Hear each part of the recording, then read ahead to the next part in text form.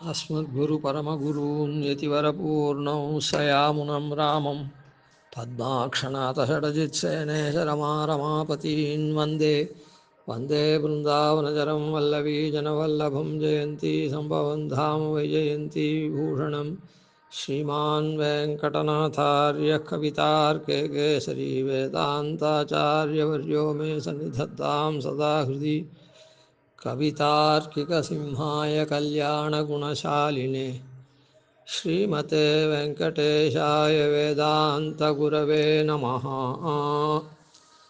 நமக்கு உபகாரம் பண்ணினத்தை உபகார ஸ்மிருதியாக அனுசந்தானம் பண்ணக்கூடிய ஸ்லோகம். அதனால் இதை கடைசியில் அனுசந்தானம் பண்ணுறோம். அதனால் முதல்ல நமக்கு உபகாரம் பண்ண குணங்களை இங்கே அனுசந்திக்கிறார். கவிதார்க்கிக சிம்ஹாயா அப்படின்னு. அங்கேயும் சுவாமி தேசிகன் யார் அப்படின்னு சுவாமி தேசிகனுடைய ஸ்வரூபத்தை நிரூபணம் பண்ணிட்டு ஸ்ரீமான் வெங்கடநாத்தாரியகான்றதுனால அதுக்கப்புறம் நமக்கு உதவக்கூடிய குணங்களை கொண்டவர் அப்படின்றது தான் அங்கேயும் சொல்லப்பட்டது. கவிதார்க்கிக கேசரி அப்படின்னு, கேசரி அப்படின்னு சொல்லப்பட்டது. இங்கே அவரால் உதவப்பட்ட குணங்களை முதல்ல அனுசந்தானம் பண்ணுறோம். கிருத்தஜ்ஞதா அனுசந்தானம் பண்ணுறதுனால அந்த மாதிரி இந்த தனியன் அமைஞ்சிருக்கு. அதில் கேசரி அப்படின்னு அங்கே சொல்லித்து கவிதார்க்கிக கேசரின்னு, இங்கே கவிதார்க்கிக சிம்மம் அப்படின்னு சொல்லப்பட்டது. அதுக்கும் வாசி நேத்தே சொன்னோம்.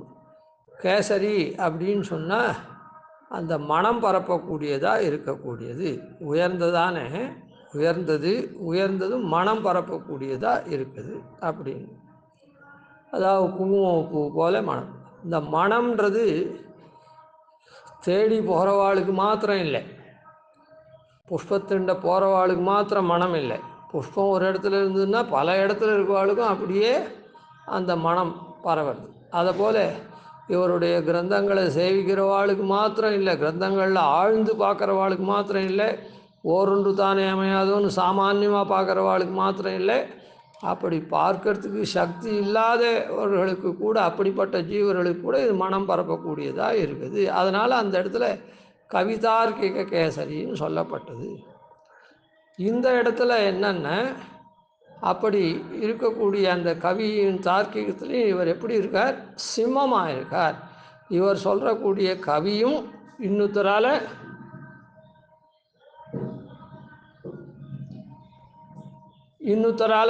சலிப்பிக்க முடியாது. இந்த கவியும் உயர்ந்ததாக அப்படியே சலிப்பிக்காது இருக்க முடியும், இதுவும் அப்படியே இருக்க முடியும். தர்க்கத்துலேயும் யாரும் எதில் வாதம் பண்ண முடியாதபடி இருக்கும். அதனால் சலிப்பிக்க முடியாது இருக்கக்கூடிய தன்மையானதுனால இந்த இடத்துல சிம்மம் அப்படின்னு சொல்லப்படுது.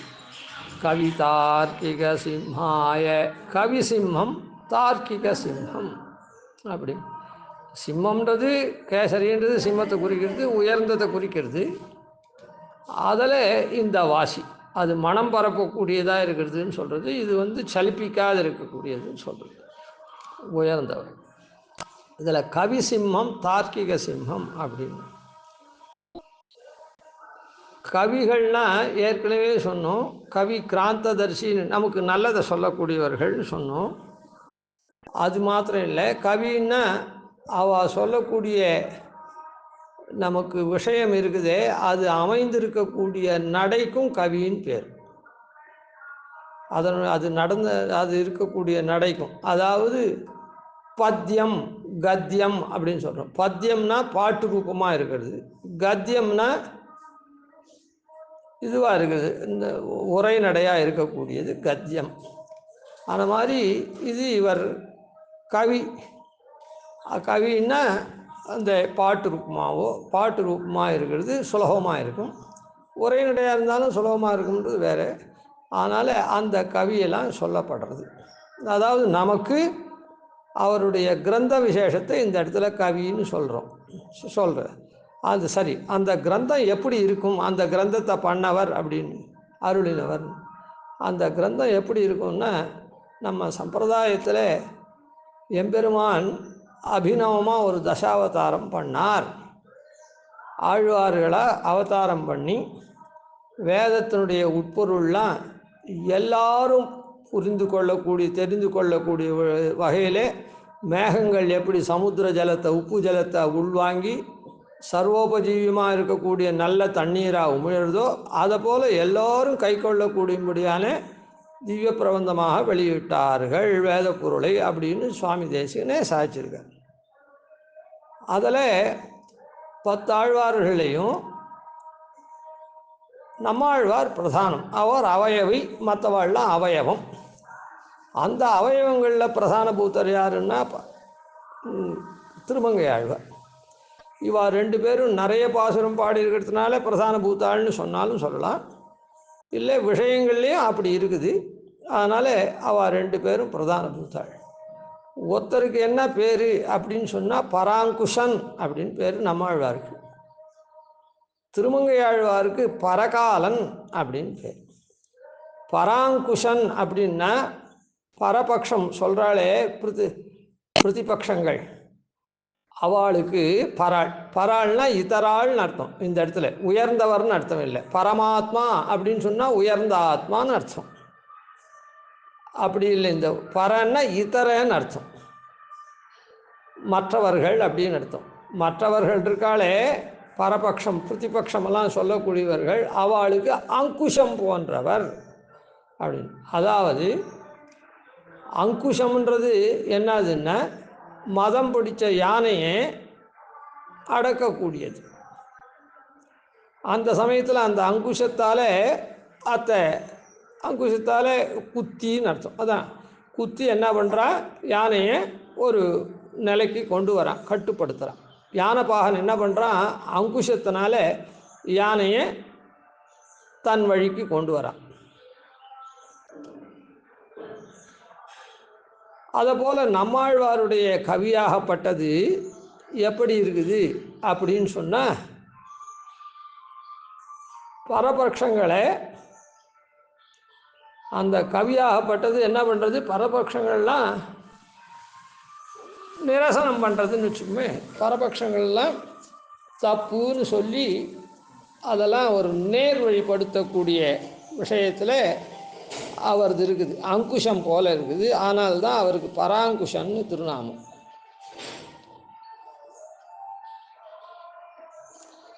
அதாவது இந்த இலிங்கி தீட்ட புராணத்தீரும் சமணரும் சாக்கியரும் வலிந்து அவாது செய்வீர்களும் மற்றும் தெய்வமாகி நின்னான் மலிந்து சென்னல் கவரி வீசும் திருக்குறுகூரதனுள் பொலிந்தன் நின்ன பிரான் கண்டீர் ஒன்றும் பொய்யில்லை போற்றுமினேன்னு சொன்னார். அதாவது இவருடைய கிரந்தத்தினால லிங்கித்திட்ட புராணத்தீரும் சைவ புராணத்தார்களே சிவனை பரதேவத்தையாக சொல்கிறவா அவளும், சமணர் சாக்கியர் அவள்லாம் இருக்காளே, ஜெயினாள் பௌத்தாள் அவள்லாம், சார்வாகர் மலிந்து மற்றும் நுண்தெய்வமாகி நின்னான். அதாவது ஒவ்வொருத்தர் சிவனே பரதேவத்தை, பசுபதியே பரதேவத்தை அப்படின்லாம் சொல்லிட்டு வராளோ இல்லை, அப்படி சொல்கிறவாளுக்கெல்லாம் உங்களுக்கெல்லாம் தெய்வமாக இருக்கக்கூடியவன் எம்பெருமான் அப்படின்னு அந்த இடத்துல அவளை அடக்கிற தத்துவ விஷயத்தை சொல்லி இதுதான் தத்துவம் உண்மையான பொருள் அப்படின்றத இவருடைய கிரந்தம் மூலமாக அதெல்லாம் அவள் தாறுமாறாக தறிக்கட்டு போகிறாளே அதுக்கு இதை மாதிரி சொல்லி அடக்கி ஆள்ற. அதனால் பராங்குஷன்னு பேர். அவர் அப்படி இல்லை, பரகாலன். அதாவது அங்குஷம் வச்சுண்டு அவளை திருத்துறவர் இல்லை, அவரை கண்டாலே ஓடி போகிறவா. அதாவது காலனை கண்டு யாருன்னா, காலனார் தமரால் படுவதோர் கொடுமிரை கஞ்சி நடுங்கினான் வந்து திருவடி அடைந்தேன்னு சொன்னார் நைமிசாரணி தெழுந்தாயின்னு. அதுபோல் அந்த காலனை கண்டாலே அலர்ஜி, கிட்ட வரமாட்டான். ஆன மாதிரி அவருடைய கிரந்தங்களுடைய சீர்மை, இவருடைய கிரந்தங்களுடைய சீர்மை இந்த மாதிரி. அதனால் அவர் பரகாலன். பரபக்ஷம் சொல்கிறவாளுக்கு யமனை போல, யமனை கண்டா எப்படி பயம், யம பயம் இருக்குமோ அதை மாதிரி அவருடைய கிரந்தத்தை பார்த்தாலே பயம். அதனால் அதான். இப்போ கவிசிவி இவர் என்னன்னா, இவர் கவியாக பாடுறார். அவர் தர்க்கத்தினால எல்லாரையும் அடிக்கிறார். அதனால் பரகாலன் தர்க்கமே அவர் இடத்துல பண்ண முடியாது, யாரும் குதர்க்கமே பண்ண முடியாது. அந்த மாதிரி அவருடைய கிரந்தத்தை பார்த்தாலே அப்படி இருக்கக்கூடியவர். அதனால் பரகாலன். அதனால்தான் சுவாமி தேசிகனுடைய கிரந்தம் எப்படி இருக்குதுன்னா, கவி சிம்மமாக இருந்து அருளக்கூடிய தன்மை இருக்குது. அதாவது கவிகள்லாம் இந்த இவருடைய கவியை பார்த்தா விட்டு தன்னுடைய கவியில் அவள் திருத்திக்க வேண்டியது தான், இல்லை அவளுடைய பட்சத்தை திருத்திக்க வேண்டியது தான். அதே மாதிரி தர்க்கம் பண்ணுறவாளும் தர்க்க சிம்மம், இவர் தார்க்கிக சிம்மம். அதனால் அவள்லாம் இவரோட தர்க்கத்துக்கே வராதவா, வர முடியாதவா, அப்படி இருக்கக்கூடியவா கவி தார்க்கிக சிம்மம் அப்படின்னு. நம்மாழ்வார் என்ன பண்ணுறார், தன்னை சொல்லிக்கச்சே இன் கவி பாடும் பரமகவிகளால் தன் கவி தான் தன்னை பாடுவியாது இன்னு நன்கு வந்தென்னுடனாக்கி என்னால் தன்னை வன் கவி பாடும் என் வைகுந்தநாதனே. இன்கவி பாடும் பரமகவிகளாக இருக்கக்கூடிய முதலாழ்வார்கள்லாம் இருக்கச்சே அவளை கொண்டு தன்னை பற்றி எம்பெருமான் பாடிக்காம இன்னைக்கு என்னோட வந்து நன்னா பொருந்துற மாதிரி என்ன ஆக்கி வன் கவி பாடும் பிரசித்தமான கவியை பகவத் விஷயம் அப்படின்னு சொல்லக்கூடிய தான ரீதியில் எல்லாமே பகவத் விஷயமாக இருந்தால் கூட திருவாய்மொழிக்கு அசாதாரணமான திருநாமம் பகவத் விஷயம்னு இருக்குது. அந்த மாதிரியான வன்கவி பாடும் என் வைகுந்தநாதனே. அதனால் என் மூலமாக வன்கவியை பாடினான், அதனால் பிரசித்தமான கவியை. அதனால் அவருடைய கவி இருக்குதே அது அங்குஷம் போல திருத்தறத்துக்கு உபயோகப்படக்கூடியது. எப்படி பக்தா, அவருடைய கவியினுடைய தன்மை எப்படி இருக்குது, பக்தாமிருதம், பக்தர்களுக்கு அமுதம் போன்று இருக்குது. விஸ்வஜனானுமோதனம், திருப்பி திருப்பி பக்தர்கள்னு சொல்லிட்டு இருக்கீங்களே சுவாமி, விஸ்வத்தில் எத்தனை பேர் இருக்கான், சாமானிய ஜனங்கள் தானே பல்லாயிரமும் பேர் இருக்கான், 1-2 பக்தாள் தான் இருக்கா. பக்தாளுக்கு அமிர்தம் போல் இருக்குது, அனுபவிக்கிறதுக்கு போக்கியமாக இருக்குதுன்னு சொல்லி பிரயோஜனம் இல்லையே அப்படின்னா இல்லை. விஸ்வஜனா அனுமோதனம், விஸ்வத்தில் இருக்கக்கூடிய ஜனங்கள்லாம் அப்படியே அனுமோதனம் பண்ணுறா, அதாவது அதை அனுவர்த்திக்கலாம் படியாக அவள் மனசெல்லாம் இதுவாகுது. விஸ்வஜனத்தை எப்படி இருக்கா, சாமானியமாக இருக்கா, இல்லை கொஞ்சம் மாறுதலாக இருக்கா, பல தெய்வங்கள் இடத்துலையும் ஒரு புத்தியை வச்சுட்டுருக்கா, இல்லை பெருமாள் இடத்துல விரோத புத்தி வச்சுட்டுருக்கா, இல்லை நாஸ்திவாதம் இருக்கா. ஆனால் அப்படி ஜனங்கள்லாம் விஸ்வஜன அனுமோதனம், அவள்லாம் இவருடைய கவியை பார்த்த உடனே கொஞ்சம் கொஞ்சமாக அவளுடைய தன்மையிலேருந்து மாறி, ஓ இந்த இதுதான் நமக்கு உபாதேயம் அப்படின்னு எடுத்துக்கொள்ளக்கூடிய சர்வார்த்ததம். அது எப்படி எல்லா ஜனங்களும் எடுத்துக்கிறான்னு சொல்கிறாருன்னா, இது எல்லா அர்த்தங்களையும் கொடுக்கக்கூடியது. திருவாய்மொழியாகப்பட்டது சர்வார்த்ததம். இது எங்கே யார் சொன்னா சுவாமி இப்படிப்பட்ட உயர்ந்த கிருந்ததுன்னா, ஷடகோபவாங்மயம். சர்வார்த்ததம், எல்லா பொருள்களையும், தர்மார்த்த காம மோட்சம் எல்லா பொருள்களையும் கொடுக்கக்கூடியதாக இருக்குது. இது அதுக்கு உண்டான வழியை காண்பிக்கிறது அப்படின்னு அர்த்தம். அதாவது அந்த வழியான எம்பெருமான சரணாகதி பண்ணுறதுக்கு காண்பிக்கிறதுன்னு அர்த்தம். சர்வார்த்ததம் ஷடகோபவாங்மயம். ஷடகோபன் இருக்காரே அவருடைய வாங்மயம், வாக்குலேருந்து வந்தது, மொத்தமே அவருடைய வாக்கு தான் வாங்மயம். அவர் எப்படிப்பட்டவர், ஷடகோபன். அதாவது ஜனிக்கிறதுக்கு முன்ன கர்ப்பத்தில் இருக்கிற குழந்தையாகப்பட்டது ரொம்ப ஞானத்தை உடையதாக இருக்குது. அப்போ அந்த குழந்தை பொதுவாகவே கர்ப்பத்தில் இருக்குச்சே நல்லதெல்லாம் கேட்டுன்னு வந்தால் அந்த குழந்தைக்கு தானாக நல்லதெல்லாம் வரும். கர்ப்பத்தில் இருக்குச்சே மாறுதலான அல்லாததை கேட்டால் அந்த குழந்தை அப்படி அல்லாததை துஷ்டையாக இருக்கும். கர்ப்பத்தில் எப்பவும் நல்லதை கேட்கணும். குழந்தைகளுக்கு பிறந்தா விட்டு அதுக்கு நல்ல சொல்லி அதை திருத்துறது, நல்வழிப்படுத்துறது, அப்படி நல்லது சொல்லி நல்வழியிலே கொண்டு வருது, மாறி போனால் திருத்துறது அப்படின்றதெல்லாம் வேறு. ஆனால் கர்ப்பத்தில் இருக்குச்சு அந்த குழந்தைக்கு நல் ஞானம் இருக்குது, அது என்ன கேட்குறதோ அதை அப்படியே பிடிச்சிக்கும். அதனால தான் பிரகலாத ஆழ்வான் அந்த கர்ப்பத்தில் இருந்துட்டே கேட்டதுனால தான் அவன் அப்படி பரம சாத்விகனா, நான் ஹரிபக்தனாகவே இருந்துட்டான். சர்வார்த்ததம் ஸ்ரீ ஷடகோப வாங்மயம். அந்த குழந்தை ஜனிக்கச்சே என்ன பண்ணுறதுன்னு ஷட்டம்னு ஒரு வாயு இருக்குது. அந்த வாயு அந்த குழந்தைய முதல்ல ஸ்பர்ஷம் பண்ணத்தே தான் அதுக்கு இந்த பிரகிருதி சம்பந்தமெல்லாம் வந்துடும். அதுவரையில் அந்த பிரகிருதி சம்பந்தம் இல்லாமல் இருக்குது. அதுக்கப்புறம் அதுக்கு கலுஷமாயிடுறது. அதுக்கு புண்ணிய பாபத்துக்கு தகுந்த மாதிரி அது நல்லதோ கெட்டதோ. அதனால் இவர் எப்படிப்பட்டவர்?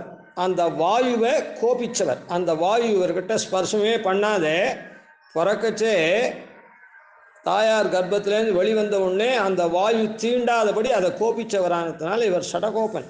அதனால் அந்த வாயுவினால் இவர் கலுஷமாகலை.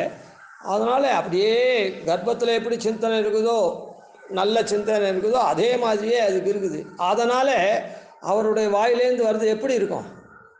ஒரே பகவத் சிந்தனையாக தான் இருக்கும், வேறு ஒன்றுமே இருக்காது. அதனால் ஷடகோ. அதனால தான் இது சர்வார்த்தமாக இருக்குது. விஸ்வஜனங்கள் மொத்தம் அனுமோதனம் பண்ணி பண்ணுறதா இருக்குது. ஷடகோப வாங்மயம். இது வாங்மயம் அவருடைய ஷடகோபனுடைய வாக்குலேருந்து இது இன்னும் இவர் கொஞ்சம் அவர் கொஞ்சமெல்லாம் பண்ணலை. ஷடகோபனுடைய வாங்மயமாகவே அது. மயம்னா என்ன? அதுவே அது மாத்திரம் இல்லை, இவர் ஸ்வேட்சையாக சொல்லிட்டேன்னு சொல்கிறாரு சுவாமி. அப்படியா? அப்படின்னா இல்லை. சகசாக உபனிஷத் சமாகமும் 1000 சாகைகள் கொண்ட சாமவேதத்தினுடைய சமம் இது. அந்த சாமவேதத்தினால எப்படி எம்பெருமான் ஸ்தோத்திரம் பண்ணப்பட்டு அவன் சாமவேத கீதனா அப்படியே இருக்கானோ, அதை போல் இதுவும் உயர்ந்தது. சகசாகோபனிஷத் சமாகமம். அப்படிப்பட்ட திராவிட வேத சாகரம். இது எல்லாரும் திராவிட வேதம். இது திராவிட வேத சாகரம். எல்லாரும் இதை அனுபவிக்கலாம் அப்படின்னு சொல்லப்படுறது. அதனால் ஷடகோப வாங்மயம் அப்படின்னு சொல்லப்படுறது. அதனாலே பராங்குஷன் அந்த இவருடைய கவி சிம்மமாக இவர் இருக்கார் சுவாமி தேசிகன்.